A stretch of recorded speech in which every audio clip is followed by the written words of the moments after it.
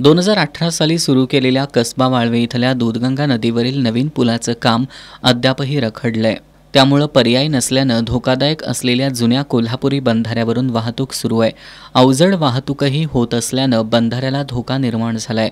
नदीच्या प्रवाहातून वाहत असलेले वृक्ष बुंधे बंधाऱ्यात अडकलेत। पाण्याच्या प्रवाहाचा दाब बंधाऱ्यावर पडत असल्यानं बंधाऱ्याला धोका निर्माण झालाय। बंधाऱ्यावर पाणी आल्यानंतर धोकादायक स्थितीत वाहतूक करावी लागते। वाळवा चंद्र मार्गावलेले हा पूल आहे, हा बरेच वर्ष झाले काम चालू आहे, पण हे बरेच वर्ष प्रलंबित आहे, 10 वर्ष झाले प्रलंबित आहे।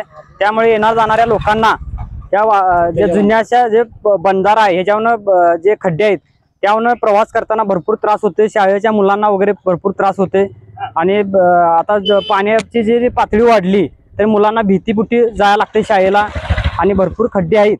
हे सरकारने याची दाद घेऊन लवकरात लवकर पूल पूर्ण करावे ही आमच्या परिसरातील लोकांची अपेक्षा आहे। आता आहे जो पूल आहे पर्याय पूल तो निर्जन हे झालेला आहे, पूर्ण निर्जीव तर वाहतूक यावरती आता योग्य करणे योग्य आहे का? नाही, आता यातनं जरी मोठी अडझड वाहतूक जात नाही तरी पण लोक दांडगावणे घालतात, काही पर्यायी मार्ग नसल्यामुळे। त्यामुळे लवकर लवकर प्रलंबित कमीत कमी तरी पूल असा याचे खड्डे मुजवावेत।